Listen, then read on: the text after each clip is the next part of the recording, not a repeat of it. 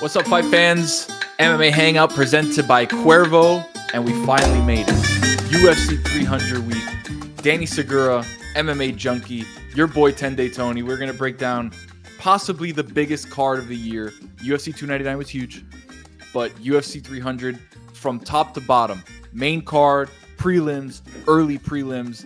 It is a absolutely stacked card. Danny, first off, what's up, brother? Second off, how do you see 300, the excitement of 300? Obviously, you're doing work for MMA Junkie. You've got all of the weigh-ins. You've got the press conferences. You've got all these different things.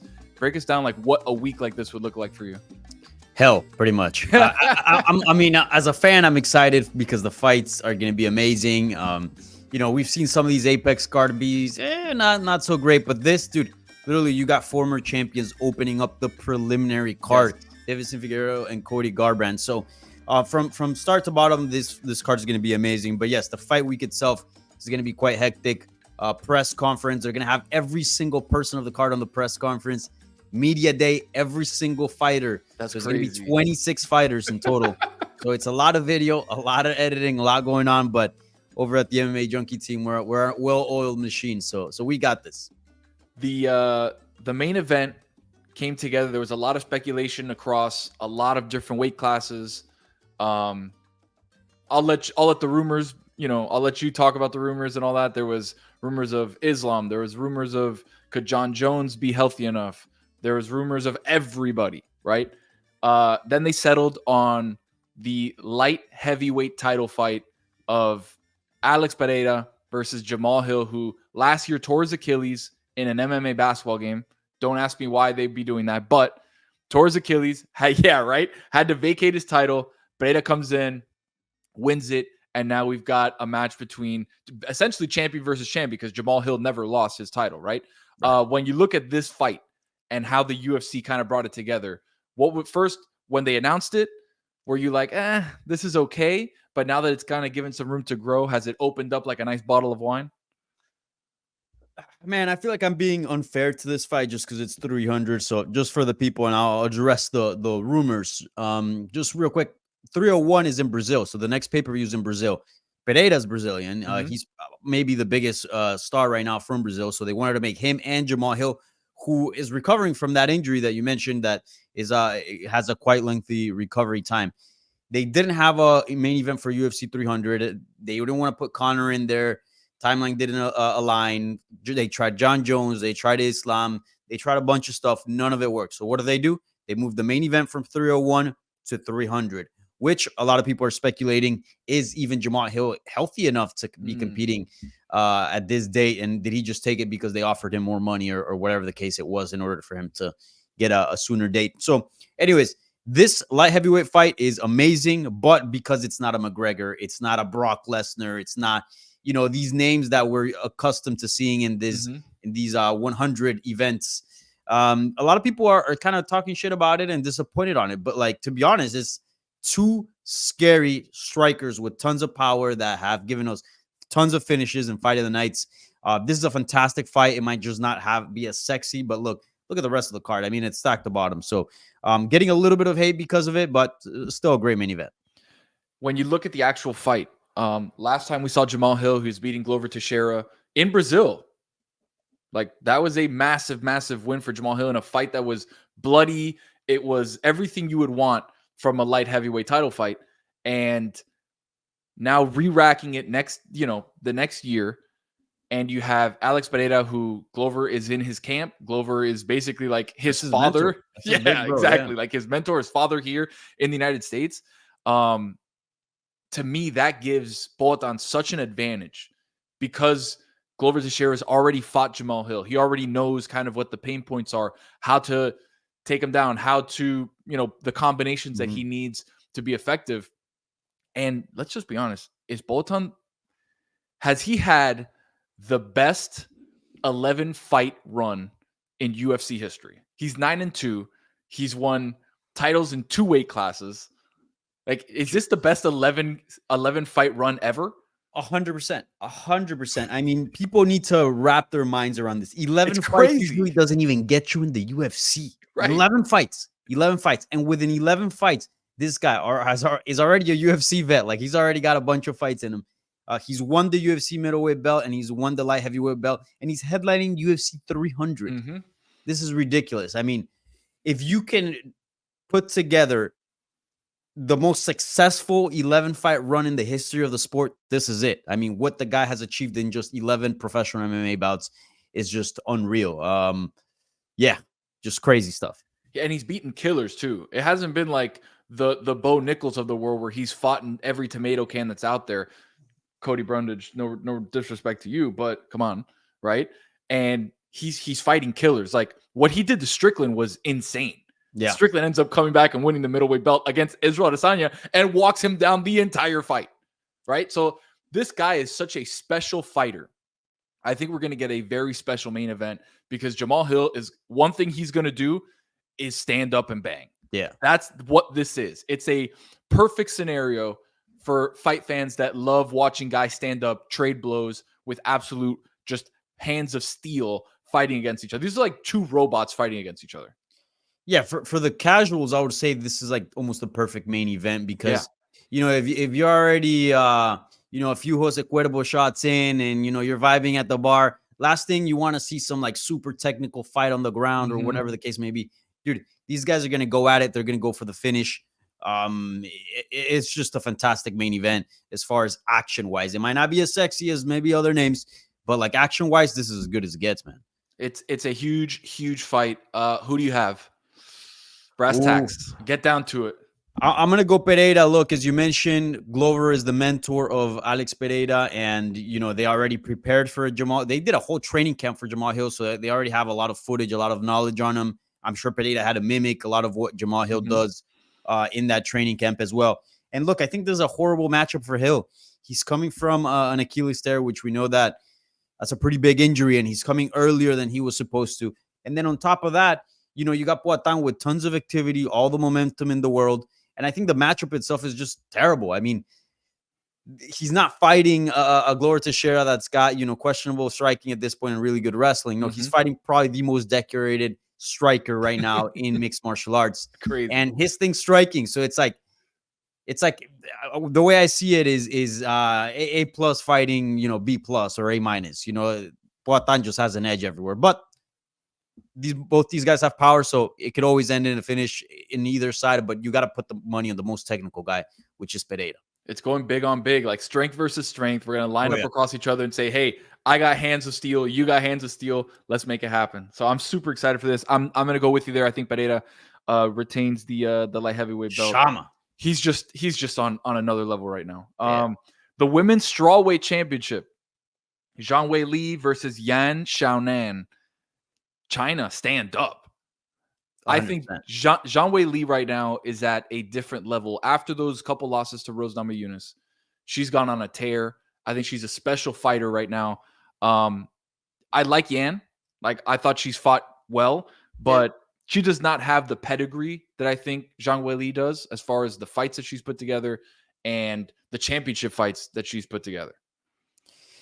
Yeah, I mean, there's clearly a huge gap in experience. I think there's a huge gap in athleticism here and just in overall skill. Zhang Weili is one of the most well-rounded fighters out there today. I mean, she's got the wrestling, she's got the jiu-jitsu, ground and pound, striking, toughness, athleticism. She's a great fighter. She's fantastic. Zhang Xiaonan is a good fighter, but I think far more limited than Weili. So I'm going with Weili in this one, and I'm a little bit like, maybe I don't know if the word would be surprised, but I don't know. I feel like this fight's not getting a lot of attention between the main event, the BMF, the lightweight action. I feel like it's been kind of overlooked, but this is a pretty good fight. It really is. And anytime we see Zhang Weili, like, she's gonna put on a show. Like that's what she's done in the UFC is put on great fights. I'm sticking with Zhang Weili. I think she's going to retain the belt. Let's move over to a lightweight battle, elevated. The BMF belt. Yes, wow. When you talk about a fight, this could headline another card somewhere else. Like, this is that good of a fight. Justin Geathje versus Max Holloway. Wow. Amazing fight.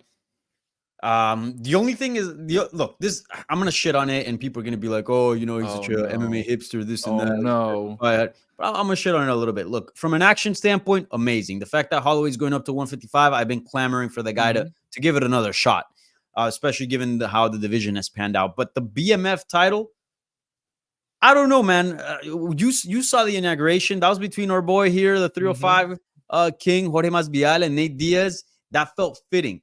You've been around, I'm sure, Justin Geathje and Max Holloway, badass fighters, scary Mhm. as shit in the octagon. But outside of it, two of the nicest people you could Nice ever meet. guys. Yeah.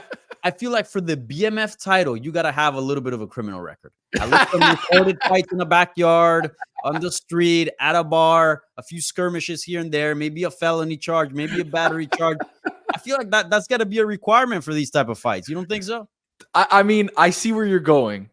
And you look at Justin Gaethje, you look at Max Holloway, and you're like, they are bad. But what does bad mean? Are we talking bad in the octagon? Are we talking bad overall? Like George and Nate Diaz, two guys that you can categorize bad guys. There's Bad recorded guys. street fights from both on the internet, plenty of them. I feel like that's a requirement. If you put it this way, this is where I draw the line on are you bad? If you have fought pre-iPhone, okay, there's video of you fighting pre-iPhone with jean shorts on, you're a bad dude. Yeah. You're a bad dude. Yeah. I need to see the jean shorts, though. Long jean shorts. If you have never fought in jean shorts pre-iPhone, it's going to be tough. Yeah. It's going to be tough for sure. That's my whole thing. Like BMF, I don't know where we're going with this. I don't know where this is going to lead. First title defense ever for the BMF. So we'll see if this is going to be a continuous thing. I don't know. When you look at the fight technically, two guys that are fighting very well. We haven't seen Max be tested in the last couple fights.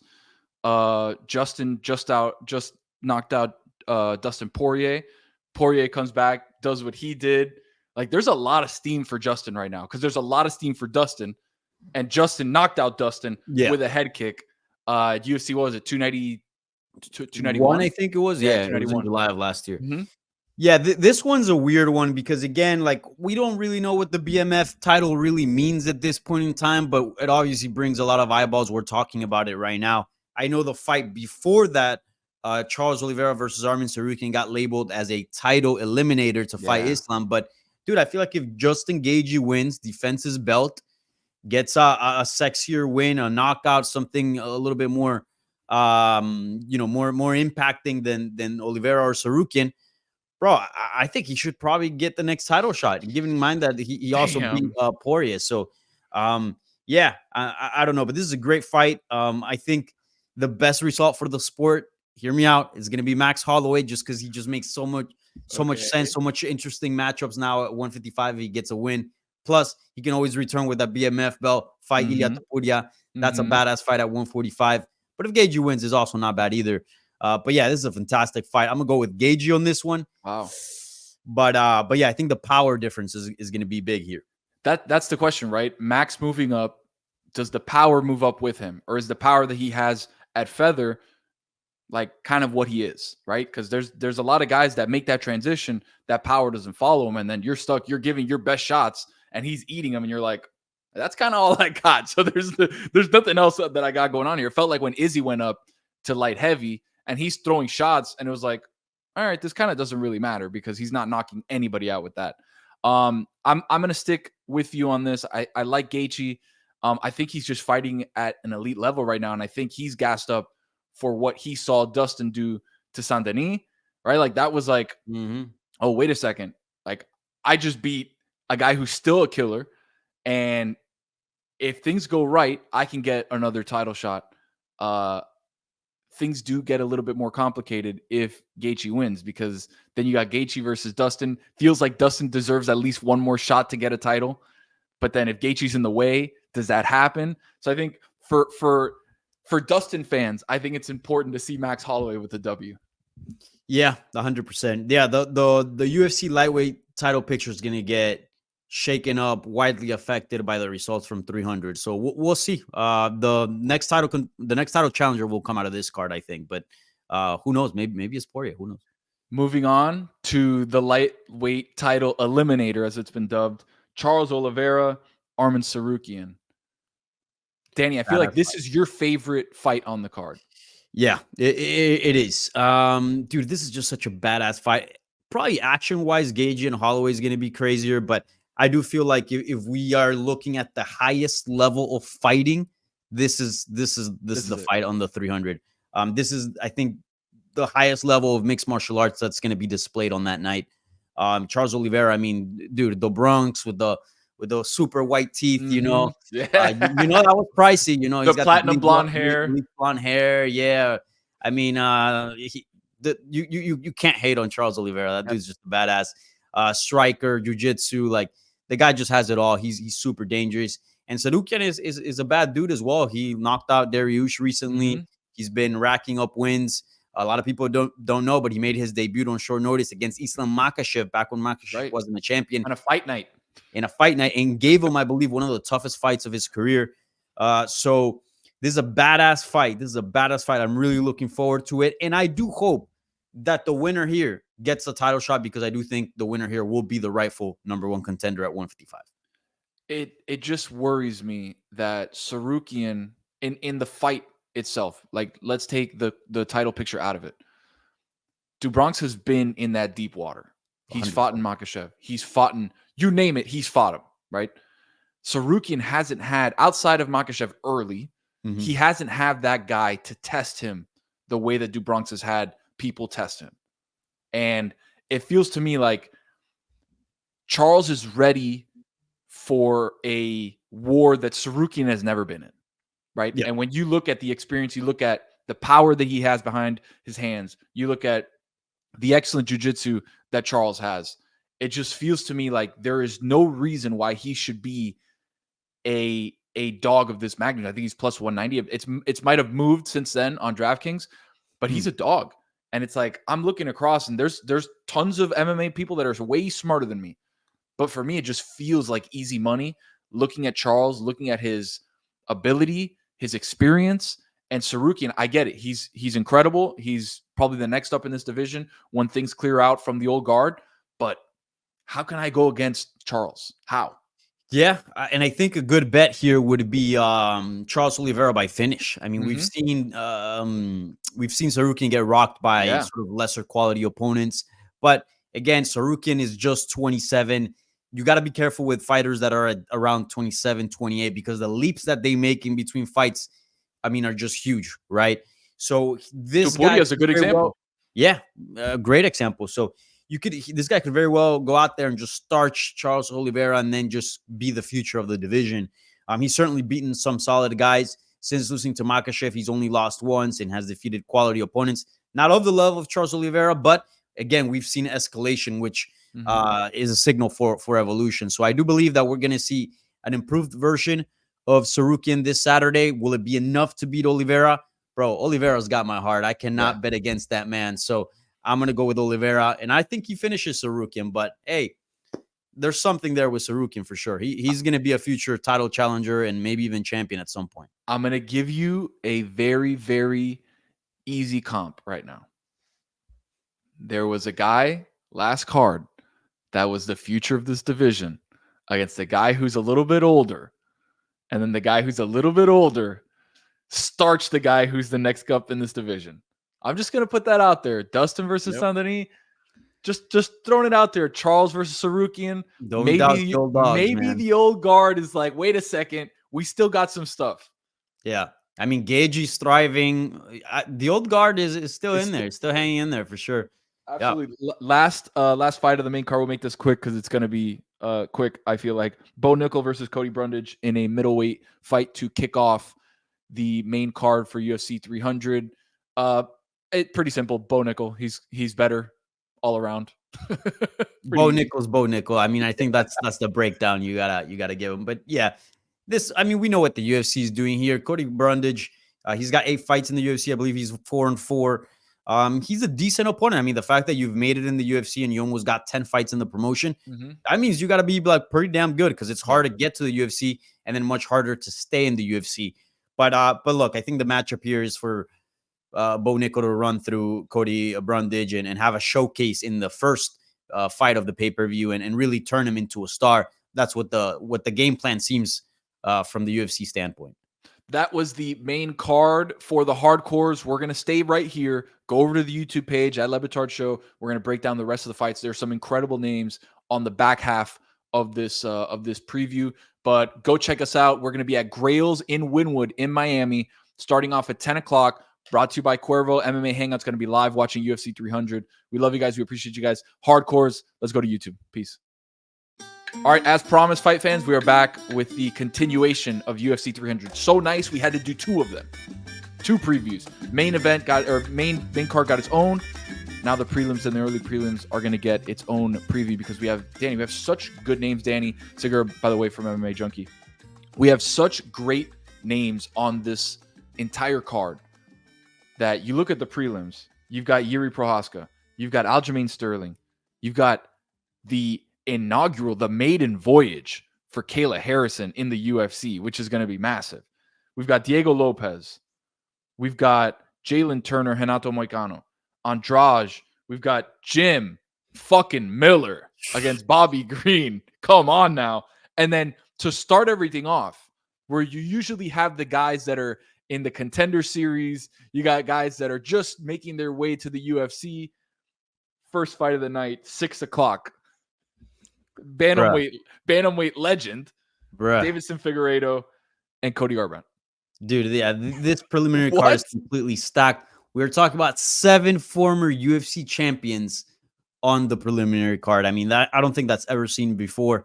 And I know a lot of comparisons have been thrown out. Is UFC 300 the best card ever? And I think probably UFC 205 takes that with Conor headlining it for those OGs. But as far as preliminary cards, this might be the best ever. It's stacked. It's crazy. Let's start with the biggest and then work our way down from the latest to the earliest. So we'll start with Jiri Prochazka versus Aleksandar Rakic. Last time we saw Jiri, he looked good, but Poatan is Poatan, you know? Exactly. Where you look at a guy who's now headlining for that same belt, right? And you got Jiri who's kind of headlining the prelims. What do you think between Prochazka and Rakic? I think this is a big fight in the division. I don't know if it will determine the #1 contender, and Kaliv is, I think, waiting there on the wings, but certainly an important fight. I think the winner here could be one more fight from fighting for the belt. Rakic, for those that don't know, was in a crazy win streak, did lose to Jan Blachowicz in his last bout, but it was due to injury. I believe he suffered some sort of tear in his knee. In Prochazka, as we just mentioned, he lost to Poatan for the vacant title fight a few months back, but still looked good in that fight. He even rocked Poatan at some point, but at some point, Poatan did Poatan, as we said, and Prochazka took an L.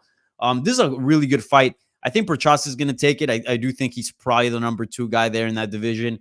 Crazy power, super athletic, great chin, good grappling. The guy is pretty complete. So he's a little bit awkward, a little bit of a weird style, but that's part of his danger as well. So I think he takes this one, but excellent fight. And that's all coming off of a shoulder injury that took him, almost 18 months that he was out? Yeah. Like, he had to almost reconstruct his shoulder again. Yeah. For him to come back out, first fight, vacant title, Poatan. I was there in the building. That was at New York, Madison Square Garden, UFC. Yeah, that's right. 295. 95, yeah. And that was supposed to be John Jones versus who was it? Stipe. Yep. Which was an exciting one. Jiri looked good.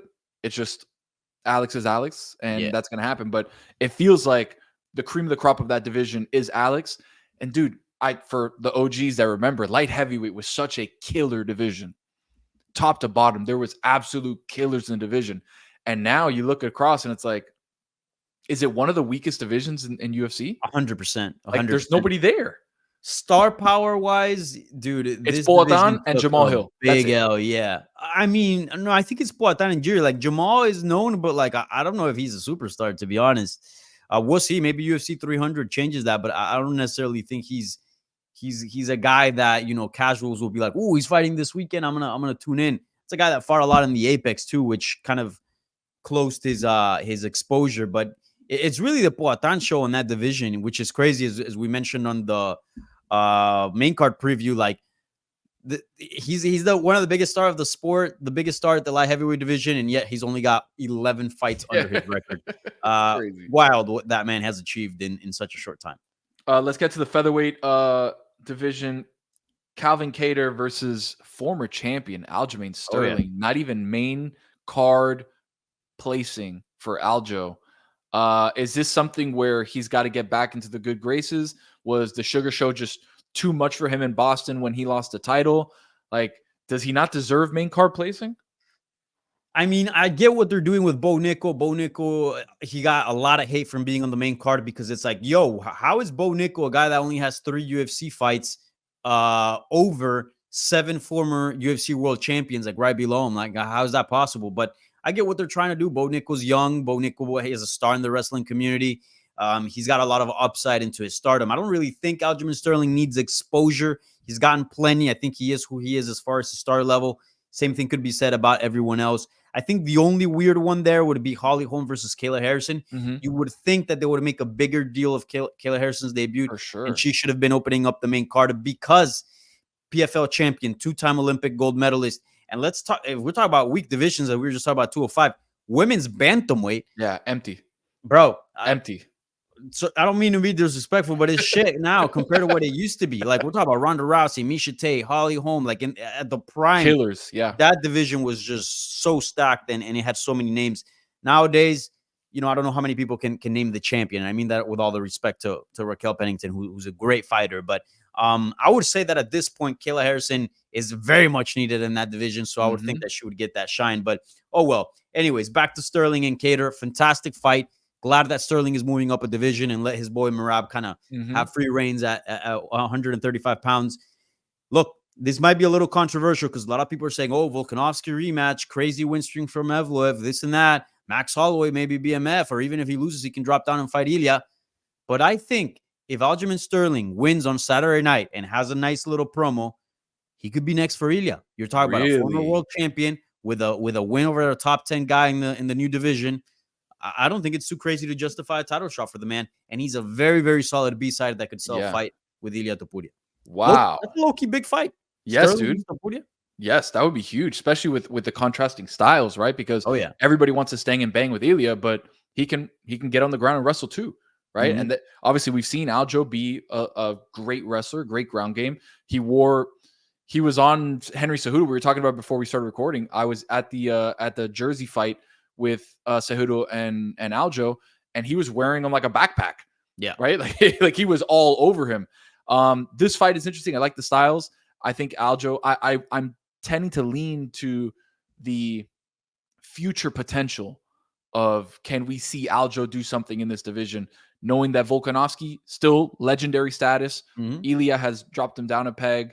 And you look across, obviously Max is gone. You look across this division, like there's definitely an angle, absolutely an angle for Aljo to be headlining something big in the next year or so. I'm gonna stick with Aljo. I think.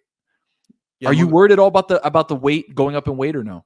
You know, I interviewed Diego Lopez, and I'll take this opportunity to cheap plug my my Spanish YouTube channel. MMA. I interviewed Diego Lopez, who's fighting Sadiq Youssef on this card. He's been training in Vegas because, you know, he is Alexa Grasso's jiu-jitsu coach, and they've been filming Tough. So he's been doing this training camp for Saturday because he fights also at UFC 300. Anyways, he's gotten a chance to train and roll with Aljamain Sterling. And I was like, yo, how does it feel? Do you feel like he's going to adjust properly? And he's like, to be honest, I didn't feel a difference from other 45ers I've trained with. Like he felt pretty strong and up to par with everyone else. So not too concerned with the weight. I feel like he'll feel like a proper featherweight out there. It feels like he was a natural featherweight, but that cut to fight Bantam. You know what I mean? Yeah, so it feels like this is kind of his natural weight of. It's almost like the Poatan thing, even though his is so much. The difference is stark, right? He would drop from 235 to 180. Yeah, 185. That's, you know, that's a great comparison. Yes, it's crazy, but I feel like Aljo probably walks around at what you figure 170 ish. That 170 ish. For him to make that cut, he could probably be one of those guys that keeps that power, keeps that strength at that division by not cutting as much. Women's bantamweight, as you said, a barren landscape for the division. Enter Olympian, enter PFL champion, enter badass Kayla Harrison fighting the oldest of old guards in the division against Holly Holm. I'm really excited. I think Kayla Harrison in PFL was must watch. She was incredible. She was dominant. She was Rousey-esque in Mhm. PFL. Do you think the transition is going to be tough for her moving from PFL to UFC? Obviously, we saw Michael Chandler, legend in PFL, Yeah. move over, be exciting as hell, have great fights, not win a ton.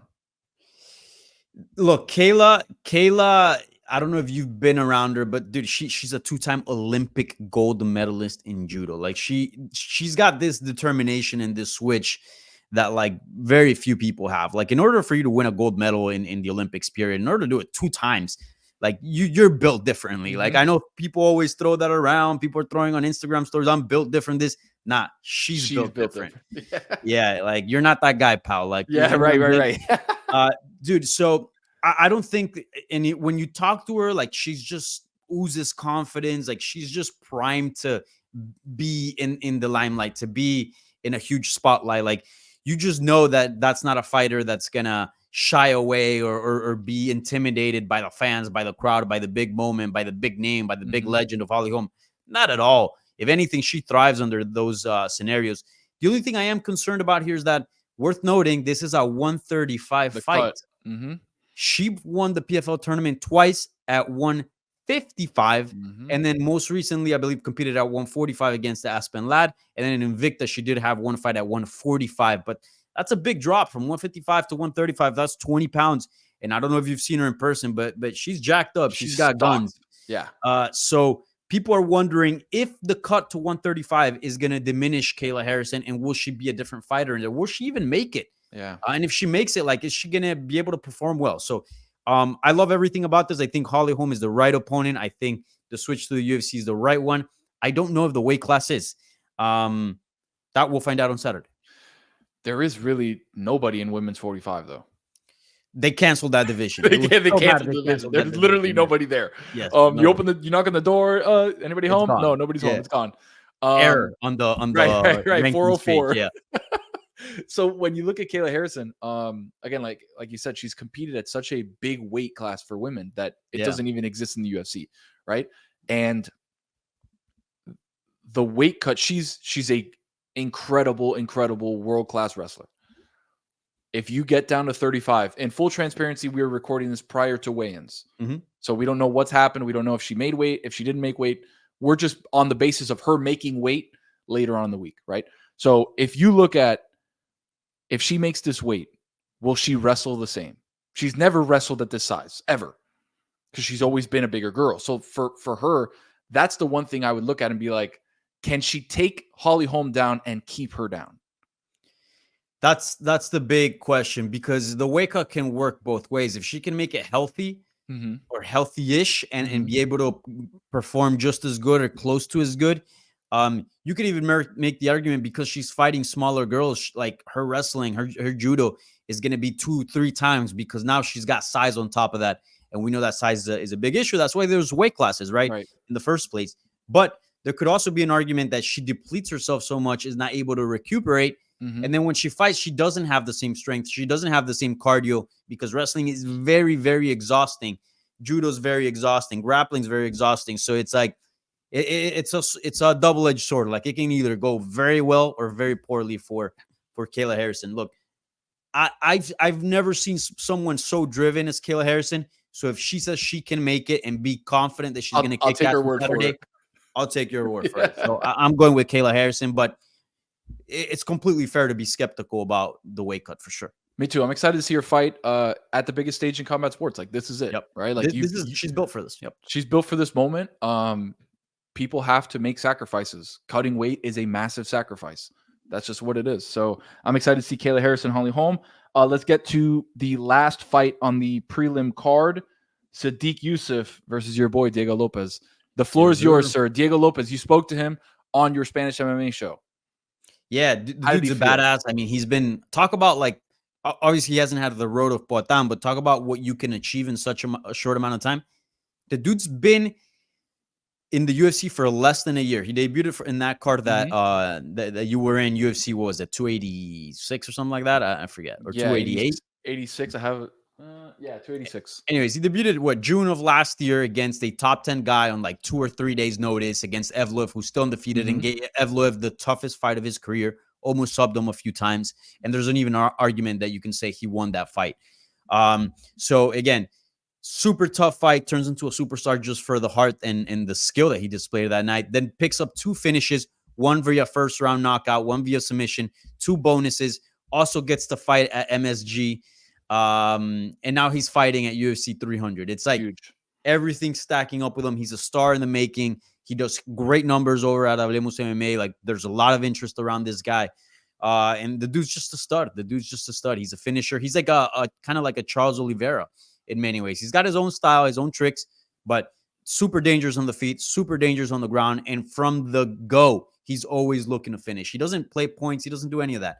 The name of the game is to stop your opponent. And that's what he does. So super good fight. He's getting Sodiq Yusuff, his first ranked opponent. So big fight for him. Sodiq Yusuff has only lost twice in the UFC, both by decision. And that is to Arnold Allen and Edson Barboza, who are complete studs. Yeah. So could Diego become the first person to finish him? I think that would be a big feather in his cap if he does. And it's just a tough fight. Like, we'll see. Diego's exciting, very good. But is he, that guy, right? Like, right. We're going to find out. Moving on to the early prelims, Jalen Turner versus Renato Moicano. Oh, bro, I love Renato, dude. With what he's become in the last couple years, I love that guy, dude. If you're looking out for one of who's gonna have the best post-fight interview, like the best promo, here it is. This is it. Like, I wish there was Money Moicano. Money Moicano, he's gonna be bleep bleep bleep, just like completely like bleeped out his entire thing. But it's amazing, man. Jalen Turner is an interesting fighter to me because he has the length and he has the body to be such an elite fighter at this division. Yet it just feels like it's like a car that it's like turning over and it's like, come on, baby, come on, you can do it. Yeah, and sometimes it just doesn't go, man. Bro, I feel like the same thing can be said about Renato Moicano. I've said the winner of this fight will automatically become the dark horse of the UFC lightweight division because they're clearly both skilled. And I think on any given day, Renato Moicano and Jalen Turner can give really tough fights to the champion and to the top guys there. And we've seen world-class skills and talents and physical abilities from both at some points. But it just, again, it's just been right at the cusp, as you mentioned it.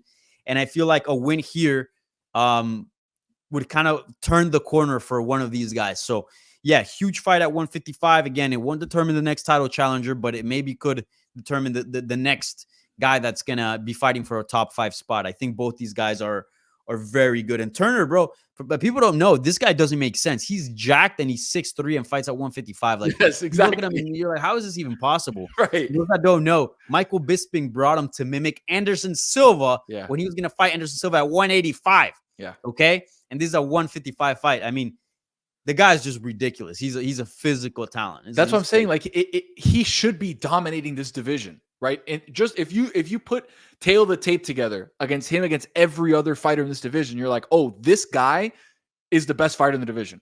Just by looking at him, the length, he's got a 77-inch reach for a lightweight. Yeah, like, what? That's crazy. But then you go out there, look at his last fight, which was a gross stoppage. He just completely almost murdered Bobby Green out there. Yeah, right. Like, you look at that and you're like, God damn, that guy's a future world champion. But then he has other performances where he doesn't look as sharp. So hopefully, maybe, I don't know, again, let the best man win on Saturday. But this could be the start of something for him. He's still young too. Like, let's not 28, I think 27, 28. 28. Yeah, I mean, his best years are certainly ahead of him.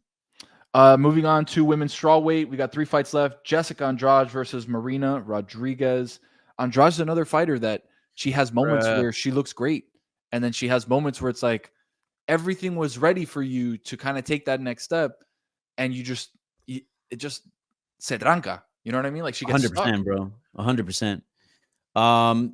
Jessica Andrade is probably one of the most frustrating fighters that I've covered in my career. And I say that because I'm a huge Jessica Andrade fan. I think she's got so many good things going for her. Like, I feel like just slight changes and she could be not only champion again because she's a former world champion, but she could be a dominant champion. Like, she's got things that nobody else possesses in women's MMA, period. F strawweight, just women's MMA, bro. She's strong as shit. She's Mhm. super explosive. She's got power like nobody else. Mhm. She might be the hardest hitter in the entire UFC roster of the female roster. She's just a badass, but sometimes she just makes really poor decisions. Like the IQ is just sometimes not there. But then you see it in some other fights, so you're like, man, if you just fight a little bit more responsible, a little bit more disciplined, I mean, she's got so much potential. So I've been saying that forever now. She is 32, so I don't feel like it's too late yet. Right. But the clock is running out, so I would like to see those adjustments sooner than later. But she's fighting Marina Rodriguez, 36. Not so long ago, she was knocking on the door of a title, but then she lost to Amanda Lemos. Then she lost to Virna Jandiroa. Bounced back with a nice TKO win over Karate Hottie, and now she's looking to get back on the horse. So big fight at strawweight. Let's see what happens.